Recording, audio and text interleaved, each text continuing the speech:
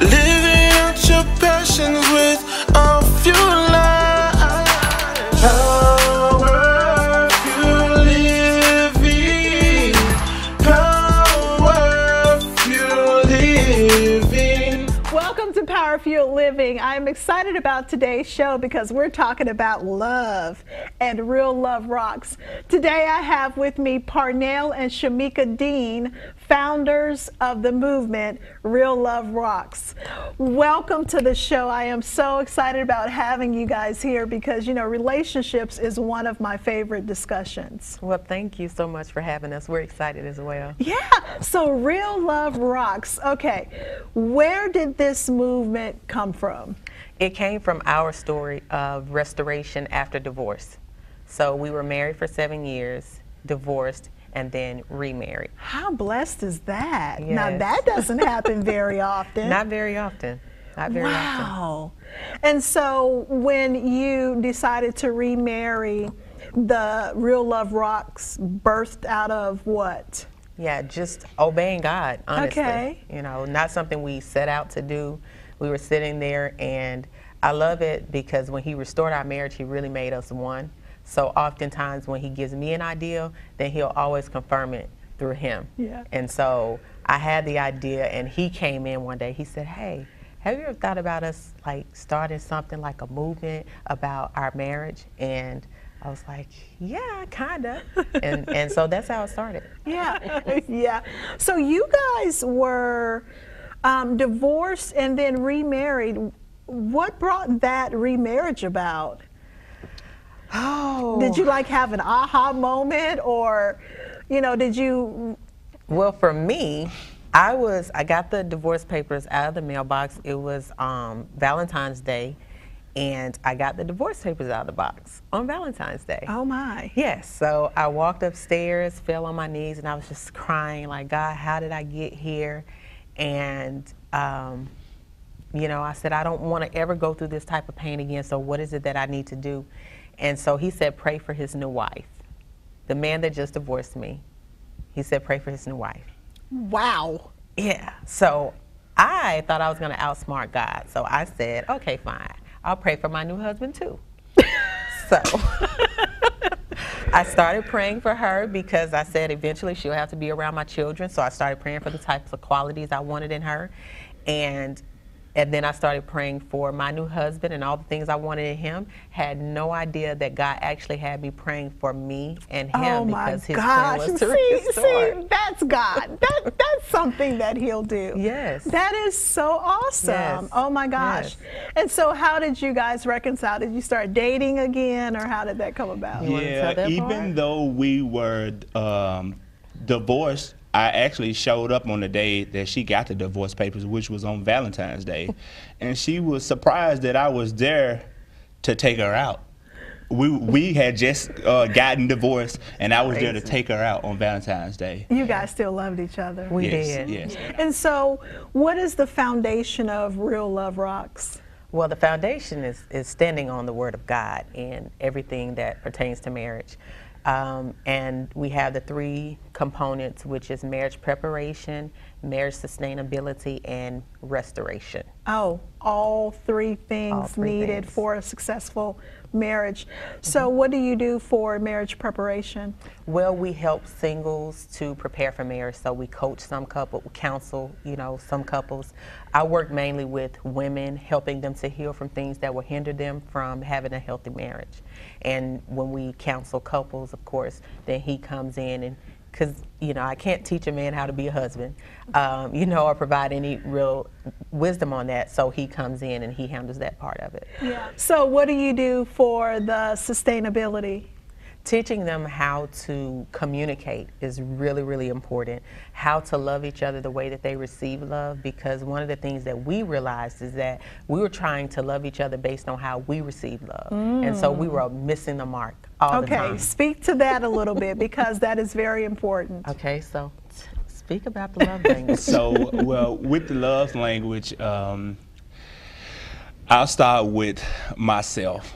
And so my love language is quality time. So she would go out and buy me things, spend money on me, and she thought you know, I should be acting a certain way based on what she was doing for me, because hers is receiving gifts and acts and services. So, but with me, it's simple things as far as just sitting down with me, you don't have to say anything, just be in my presence, and I would feel loved.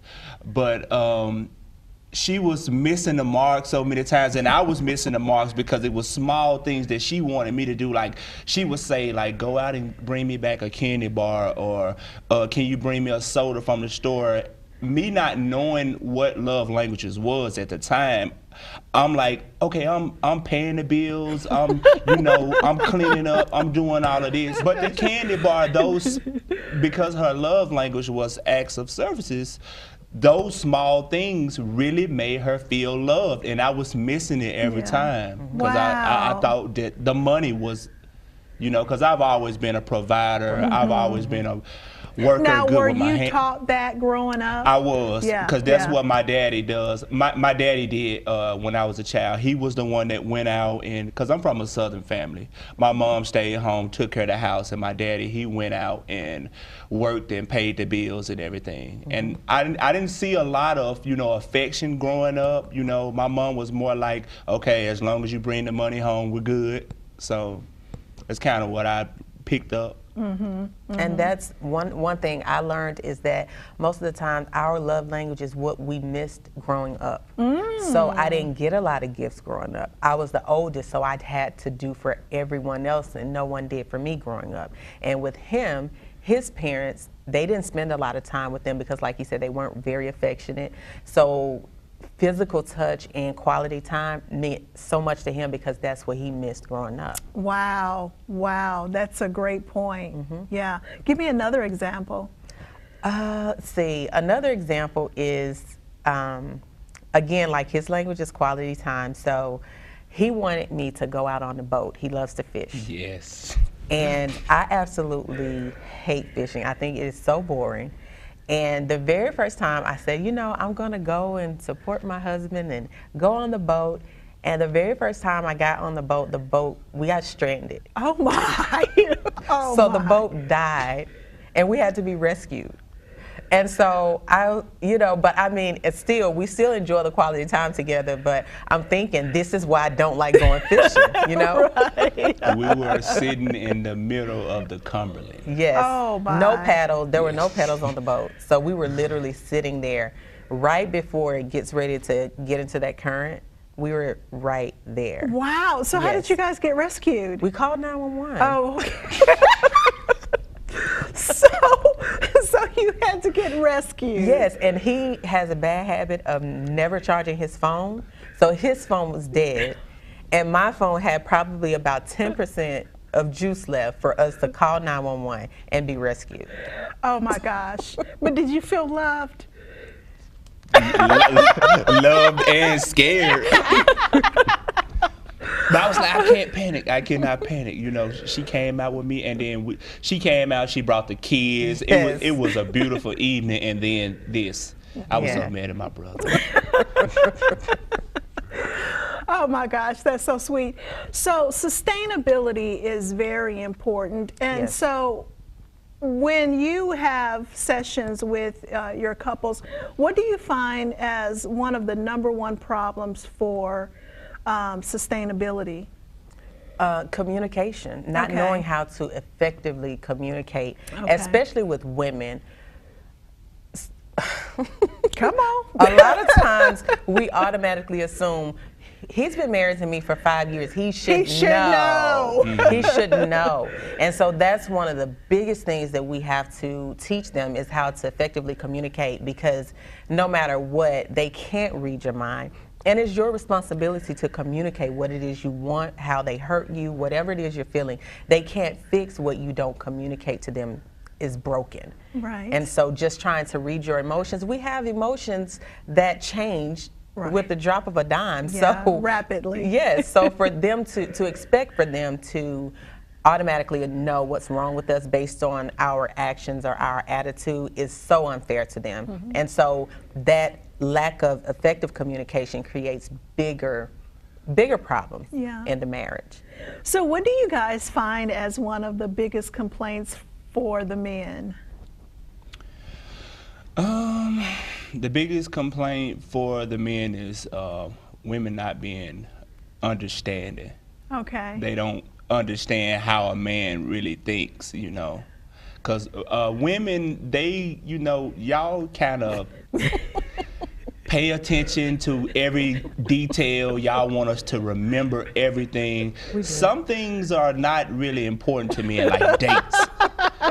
Like dates, we don't remember dates, and y'all be like, what did I have on when we met, or where was I when we first kissed?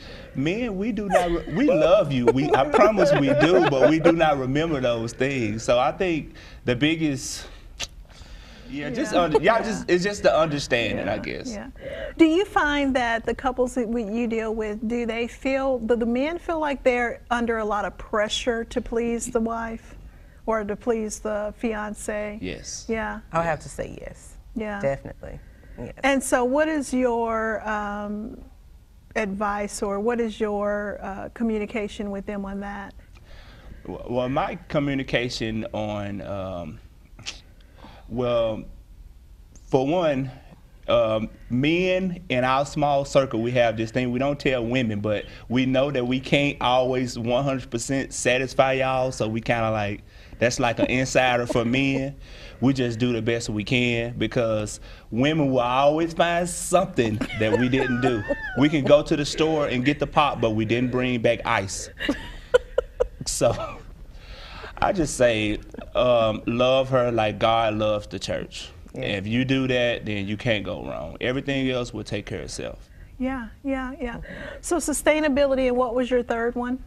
Restoration. Restoration. Let's talk about that. So with restoration, one of the biggest things that we run into is the inability to move forward. Always focusing on what happened and understanding that you can't move forward focusing on what's behind you.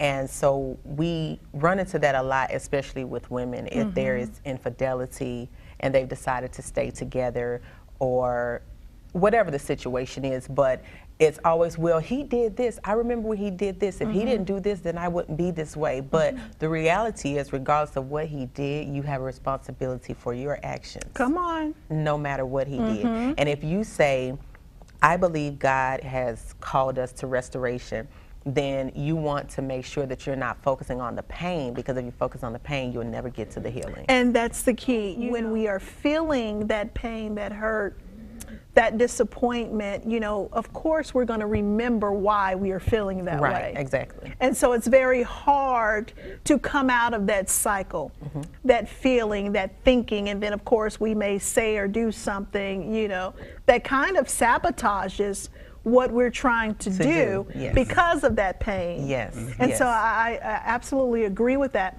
How have you helped women get past that vicious cycle? First of all, by going to the root of the thing.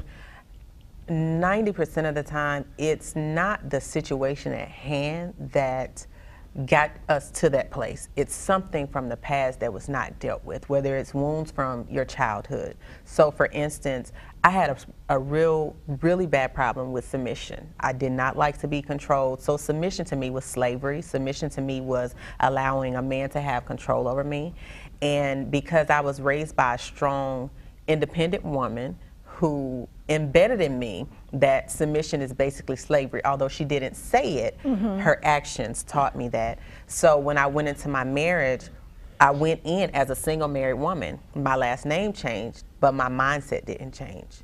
The way that I acted as a woman didn't change, because I was afraid of being taken advantage of being controlled. Yeah. And so I also was raped twice, and all of that hadn't healed from that pain, just suppressed it, because again, I'm a strong woman, so I just suppress it.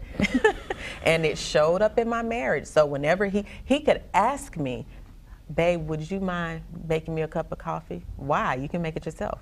You know, just things like that, but the reality is I could be on my way into the kitchen to make his coffee, but if he asked me to make his coffee, I didn't want to make the coffee. Yeah, submission is a big deal. You know, and like you said, it's because of the messages we've received as children usually. And usually it involves, you know, a parent or even a household where we see some control there. Yes. We see some unhappiness. Or, you know, like you said, if you have a single mom who is raising, you know, she's been wounded, she's been bruised. And in order to escape that, she had to become that independent woman. She had to be strong. And so she wants to pour that into her children. I was the same way. I grew up in a very loving household, but my mother still had that strong black woman mentality. She was trying to prepare me for life, you know. And so I can understand that, even to the point where after I rededicated my life to Christ, I went to a bookstore and I saw this book, and it was about submission by Bunny Wilson. And I felt like the Holy Spirit had told me to purchase that book.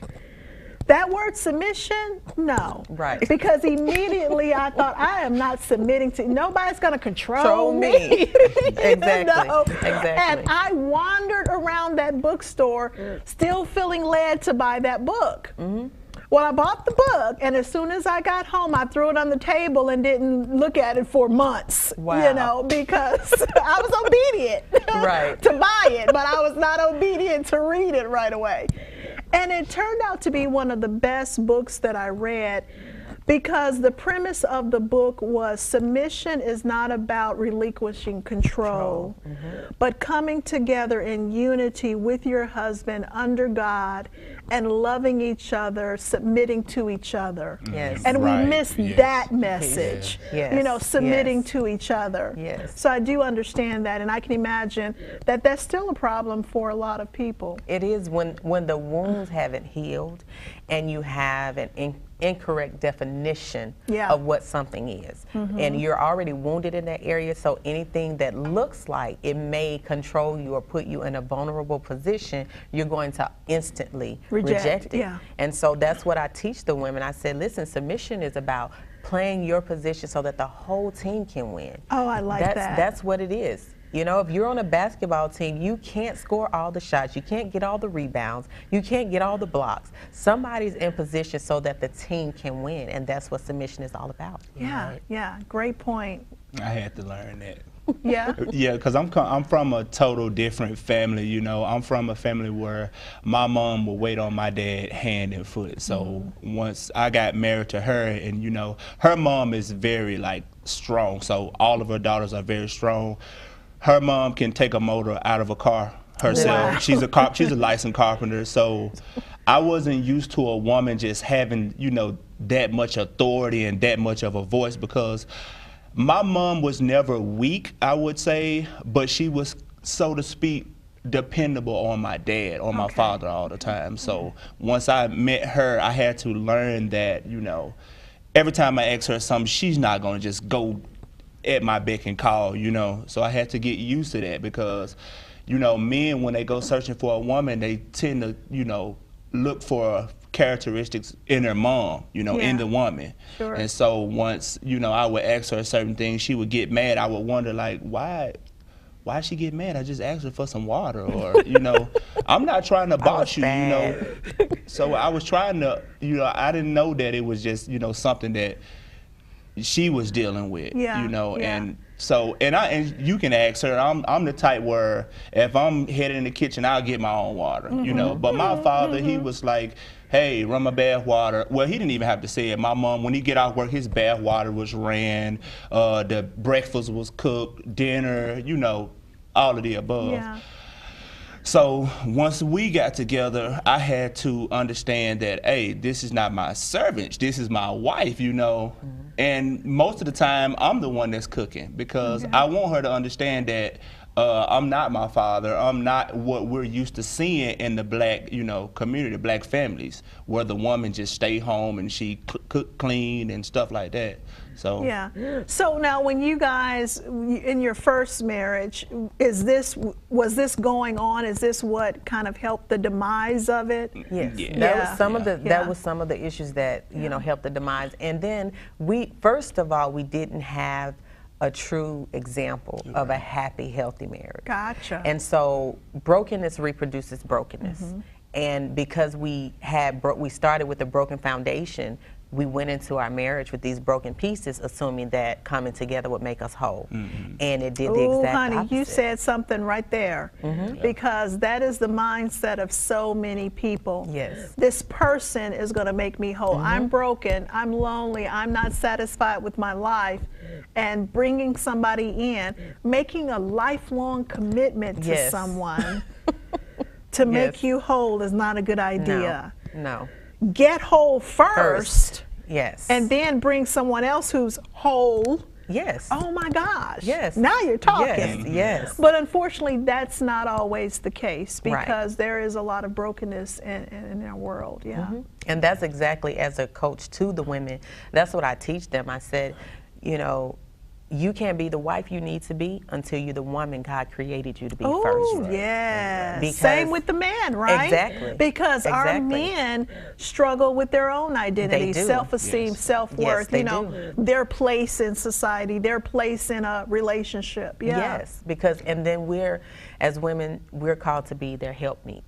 And so depending on where I am as a woman, which means if I'm broken or I'm whole, I'm going to either help him meet his destiny or his destruction. But it's one of the two. Wow. One of the two. And so that's why I focus so much when I take women through the process. We don't talk about him. We talk about getting you where you need to be first, so that you can be the asset to your husband, and so that you will attract a man that's also whole and not broken, because brokenness attracts brokenness as well. Or even if you find, because, I mean, let's face it, we're not going to always find a mate that's whole. Exactly. Okay.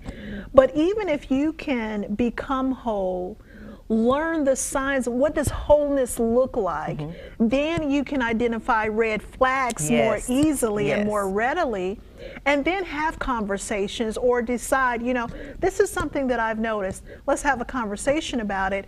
And then you can discuss how to help him or her, you know, become whole. Right. So I love what you're saying here.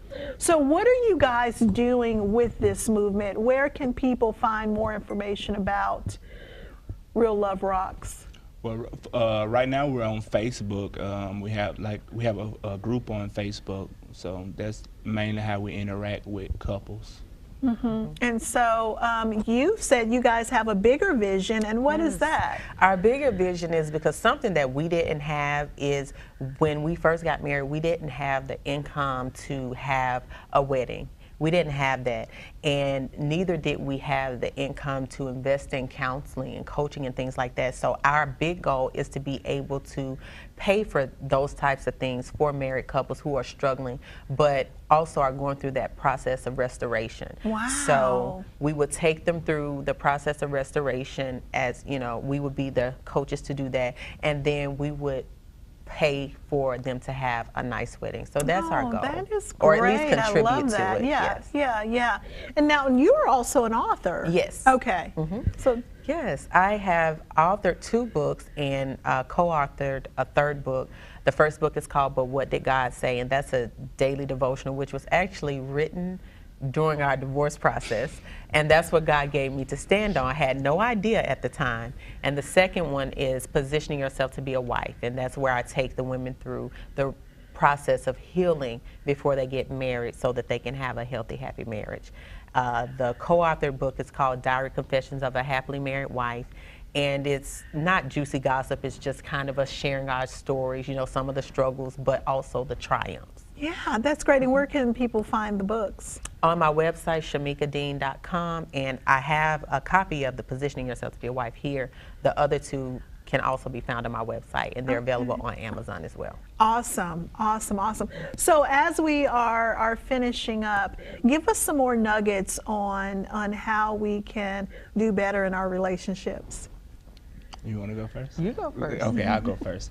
Okay, for the men, we are passionate about different things, and I think the main thing for a man is to sometimes just be quiet and listen to the wife, because I will be honest, 90% of the time, My wife, she pay attention to things that I really don't, because men, we just go and we just do. But women, y'all focus on every detail. And so I really believe like y'all are like the eye for us, for our movement. So I think if we kind of cleave more to our wives and, you know, listen to some of the things that y'all say and stop just being so macho all the time. How easy was that for you? That was hard. Okay. That was really hard because, you know, I'm a man. I'm very, you know, masculine. So I have a voice in our marriage. It was hard for me to be quiet, you know. Yeah, yeah. And for me, I would say to trust God with your whole heart. When it comes to submission, it's really about trusting God first to give us a man that will know how to love us like Christ loves the church. And so putting your trust in God and submitting to the mission that God has put in your husband. And again, knowing that your position as a wife is a position of power and influence. And submission is about playing your position so that the whole team can win. Yeah. Speaking of God, now the relationships that you deal with, do you find that they really consider their relationship a God-sent relationship or God-ordained relationship? Most of the ones that we coach do, and that's because they followed us and kind of done their research. I have had some that don't, but I've even counseled some that don't believe the way that I believe, but they really took the tools that I gave them and still applied them. Sure, because the tools can speak for themselves. Yes. Yeah, the tools and strategies to a better relationship, a better marriage, and even a better self can speak for themselves regardless of what you believe, your culture, your religion, and all that. Well, guys, thank you so much for joining me on Power Fueled Living. I look forward to hearing more about your movement, and hopefully we can have you back as guests as you continue to move forward. Thank you so much for joining me on Power Fueled Living. Stay tuned next week for another great episode. Thank you for watching Power Fueled Living. Here are the fuel points from today's show. Living out your passions with a fuel life. For more fuel points and an outline of today's show, visit our website at www.powerfueledliving.com.